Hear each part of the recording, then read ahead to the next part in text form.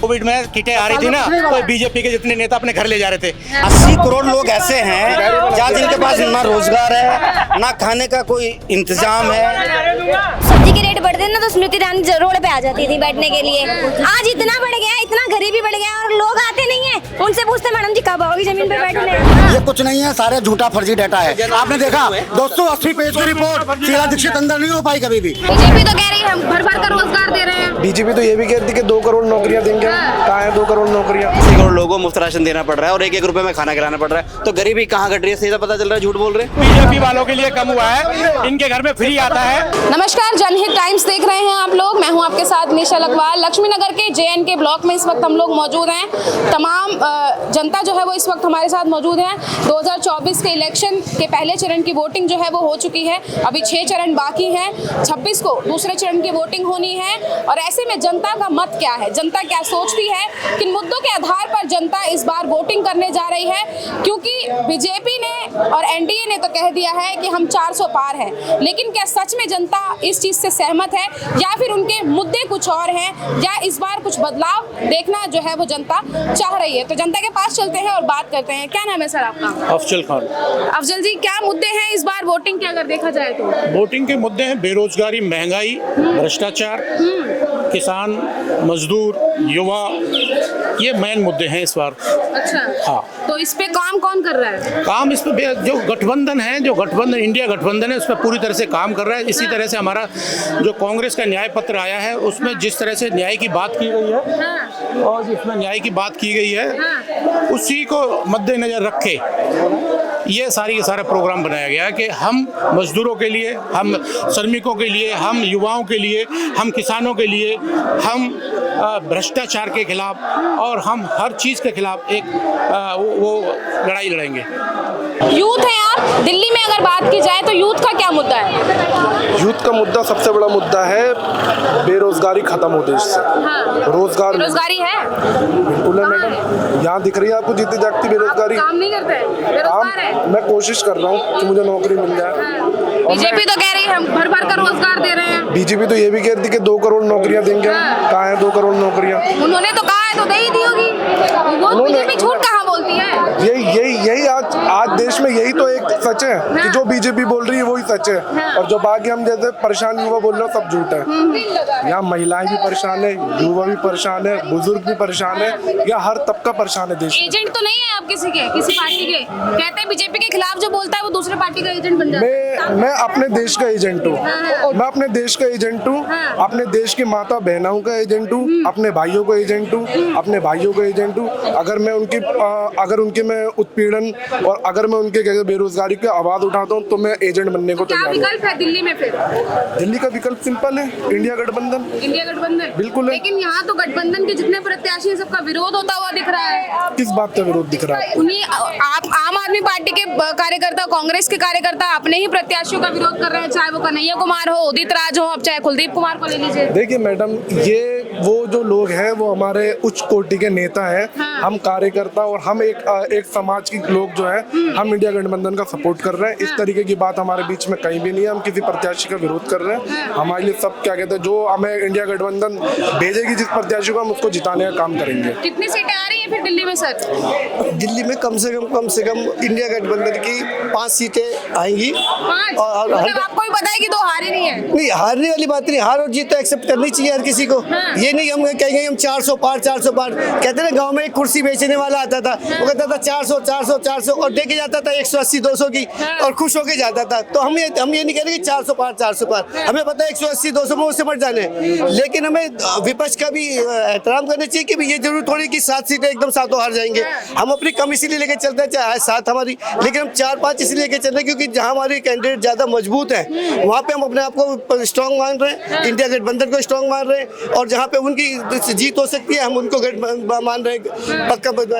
ये थोड़ी कि हम कहते हैं कि 7 के 7 हम ला रहे हैं, इसका मतलब हम ज्यादा ओवर कॉन्फिडेंस में, और ओवर कॉन्फिडेंस रहने वाला हमेशा हार जाता है। जिस तरह वो 400 कह रहे हैं और हमें पता है कि 180 और 200 के बीच में मोदी जी इस बार सिमट जाएंगे। 180 या 150? 180 200 बोल दिए हो। 180 200 बोल रहा हूँ मैं। अच्छा। 180 150 नहीं? 180 200। राहुल गांधी तो 150 बोल रहे थे कि पहले 180। देखिए वो बड़े नेता हैं, बड़े नेताओं की बात अलग होती है और पब्लिक की बात तो अलग होती है। जनता का कैलकुलेशन कुछ और है और बड़े नेता का कुछ और है। नेता अपने हिसाब से करते हैं कैलकुलेशन, वो सारी फील्ड करते हैं। हम देख अपने दिल्ली की बात कर सकते हैं और दिल्ली की जो जनता कह रही है वही अपना मन बना चुकी कि इस बार इंडिया गठबंधन 100% आएगा और बहुमत से नहीं तो उसके आसपास तो जरूर पहुंचेगा। अच्छा, और भी लोग हैं। क्या नाम है अंकल जी आपका? इंद्रपाल सिंह, कहाँ के रहने वाले हैं? ललिता पार्क, लक्ष्मीनगर। लक्ष्मीनगर के लिए। लक्ष्मीनगर की क्या समस्याएं हैं? लक्ष्मीनगर की समस्याएं जो है पहले थी, बहुत थी, नालियों की सफाई की, लेकिन जब से श्वेता निगम जी पार्षद है उसके बाद सफाई, उसकी नालियों की सारी समस्याएं बहुत बढ़िया चल रही है। इस समय ऐसी कोई बड़ी समस्या नहीं। लेकिन यहाँ के जो ये कहते हैं लक्ष्मीनगर एक स्टूडेंट एरिया है, यहाँ पे बहुत सारे इंस्टीट्यूट्स हैं, तो यहाँ के जो स्टूडेंट है वो कह रहे हैं कि यहाँ के ट्रैफिक की बहुत समस्या है। वो सुलझेगी नहीं सुलझेगी, ये बताइए। तो जी केंद्र सरकार का काम है ट्रैफिक समस्या को सुलझाना, स्टेट गवर्नमेंट का काम तो नहीं है। अगर जो प्रत्याशी है अगर वो यहाँ से जीत जाते हैं, क्या लग रहा है महागठबंधन के वो सुलझाएंगे नहीं सुलझाएंगे ये समस्या? काम ये जो- होगा नहीं होगा समस्याओं पे? बिल्कुल होगा जी, सांसद अगर जीतेगा तो काम क्यों नहीं होगा जी।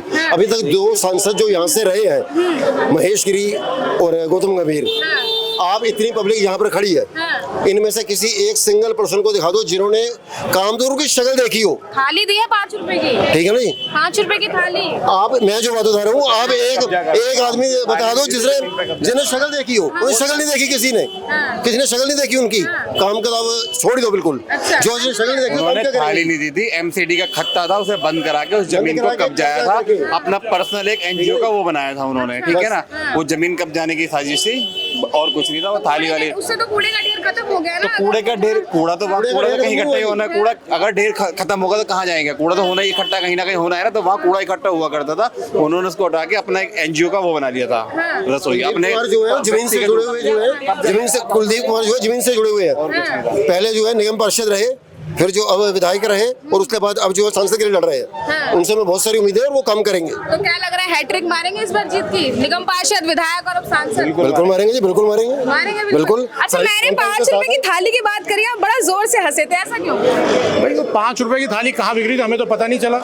और वो जो जगह खत्ते की जगह, जो जगह खत्ते की जगह थी उस पर वो बना दिया। जब से वो हमने तो कभी खुली हुई देखी नहीं आज तक। आप किसी से जाकर पूछ लो, वो बंद पड़ी हुई है। मैंने खाना खाया है यहाँ पर। खाया आपने? कैसा मैंने था खाया खाना? था, खाना तो ठीक था। खाना ठीक था? खाना तो फिर ठीक भी था। बुराई कर रहे हैं ये तो। कब खुली हुई कह रहे है? हैं खत्ता कब्जा लिया। यहाँ कोई हैं? कुछ कह नहीं रहे बोला। एक बात बताओ, एक बात बताओ, हाँ। पहले पूरी दुनिया खत्ता रही होगी, हाँ। तो ये तो समय 12 साल में खत्ते के भी दिन बदल जाते हैं, है ना। कभी कहीं कूड़ा करता वहाँ ताजमहल बन जाता है, कहीं कुछ था वहाँ कुछ और बन जाता है, तो ये तो चीजें बदलती रहती हैं।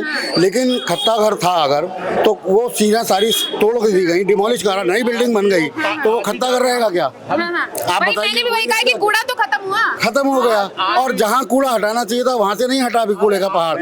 एक तरफ तो वो बातें करते हैं कि हमने महंगाई घटा दी है, दूसरी तरफ वो लोगों को 1 रुपए खाना खिलाते हैं, कहीं कहते हैं 80 करोड़ लोगों को हम फ्री खाना दे रहे हैं। महंगाई घटा कहाँ दी, गरीबी कहाँ मिटा रहे हैं? जब इतनी चीजों की जरूरत पड़ रही है देने की, 80 करोड़ लोगों को मुफ्त राशन देना पड़ रहा है और 1-1 रुपए में खाना खिलाना पड़ रहा है, तो गरीबी कहाँ घट रही है? सीधा पता चल रहा है झूठ बोल रहे हैं, नहीं घट रही है ना। तभी तो गरीबी हटाने की बात कर रहे हैं और वही 80 करोड़ लोगों को राशन भी दे रहे हैं। देखिए ये तो सुनिएगा, चिट्ठी भी मेरी पट्टी भी मेरी। पहली बात तो भोजन खिला नहीं रहे, और अगर खिला रहे हैं तो भैया क्यों खिला रहे हैं? इसका मतलब भोजन खिलाना अच्छी बात है, भोजन खिलाना अच्छी बात है। जब सिलेंडर और जब सब्जी के रेट बढ़ते ना तो स्मृति ईरानी रोड पे आ जाती थी बैठने के लिए। आज इतना बढ़ गया, इतना गरीबी बढ़ गया और लोग आते नहीं है। उनसे पूछते मैडम जी कब आओगी जमीन पे बैठने? कांग्रेस की सरकार में वो एक नोटिस आया था, कांग्रेस ये बता रहे हैं कि महंगाई कम हुई है। डेटा तो ये कह रहे हैं कि महंगाई कम हुई है।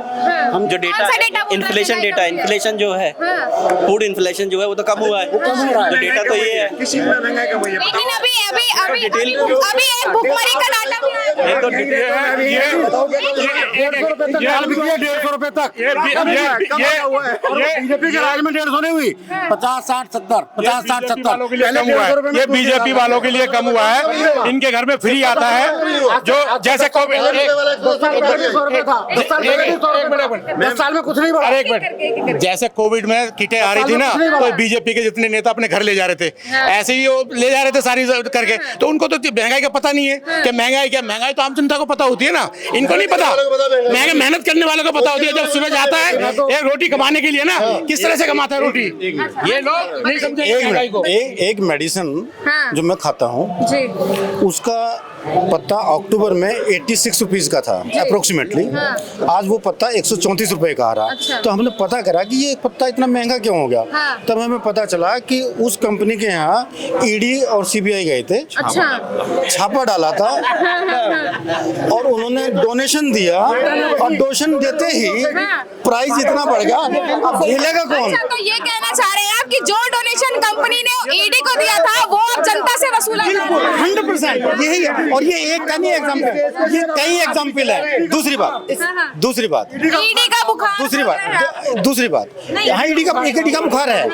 दूसरी बात, तो दवाई क्या है सर? ईडी का बुखार है तो दवाई क्या है? नहीं वही बता रहे हैं, ये कुछ नहीं है, सारे झूठा फर्जी डाटा है। आपने देखा 280 पेज की रिपोर्ट, शीला दीक्षित अंदर नहीं हो पाई कभी भी, ठीक है ना जी। वो झूठ, वो रिपोर्ट कहाँ गई पता नहीं, कहाँ गई, गायब है। तो वो कहते हैं सूतना का बास कोरिया में लट्ठम लट्ठा, कोई सबूत नहीं होता, विजुअल में बोलना है, झूठ बोलना है, सफेद झूठ बोलना है। झूठ बोल, मुद्दे पे आते हैं, मुद्दे पे आते हैं। सुनिए अब मुद्दे पे आते हैं। तो दिल्ली में कौन आ रहा है? दिल्ली में कौन आ रहा है? अभी बता रहा हूँ, अभी मैं ईडी का जवाब दे दूं, और ईडी के हमारा तो ऐसी गीली पीली हो रही है ना, बस क्या बोला जाए। अरे भाई ईडी का बुखार हो रहा है, ये ईडी का बुखार है। एक बात बताओ, लेकिन ये तो गलत बात है ना कि सिर्फ विपक्ष पे ही कार्य। सुनो तो सही, अगर ईडी क्या कर सकता है, कोई भी हो, कोई पुलिस एजेंसी हो, ईडी हो, कोई भी हो, वो सिर्फ मैं हूँ या आप, हमको अरेस्ट कर सकता है, ठीक है। और 24 घंटे के अंदर कोर्ट में पेश करना पड़ेगा, बाकी कोर्ट फैसला करती है। अगर किसी को अंदर कराए तो किसने कराया? कोर्ट ने कराए, कोर्ट ने कराए। ये प्रोग्राम चल रहा है आम आदमी पार्टी और गठबंधन का। अब ये देखो, ये यहाँ पर क्या कर रहे हैं, ये यहाँ क्या कर रहे हैं। अच्छा, ये कह रहे हैं कि आम आदमी पार्टी का कार्यक्रम चल रहा है, आप यहाँ क्या कर रहे हैं? कौन? मैं आम आदमी हूँ, आम आदमी रहता हूँ। ये गलत बात है। आप जनता सड़क पर खड़े हैं, वो आ सकते हैं। सपोर्ट किसको कर रहे हैं? बीजेपी को। कौन है? मुझे ठीक लगेगा बोलूँगा, मेरा घर, मैं एक चीज पूछना चाह रहा हूँ। जिस देश में अपने घर के बाहर खड़े होके बोल रहे हैं, वो ये गलत बात है। और लोकतंत्र में रहते हैं हम, वो कहीं भी बोल सकते हैं। जिस देश में ये कहते हैं कि 80 करोड़ लोगों को हम राशन दे रहे हैं, 80 करोड़ लोगों को हम राशन दे रहे हैं। एक मिनट, अरे सुन तो लीजिए, ये खुद कह रहे हैं कि 80 करोड़ लोगों को हम राशन दे रहे हैं। अब उससे आप अंदाजा लगा लीजिए, जिस देश में 80 करोड़ लोग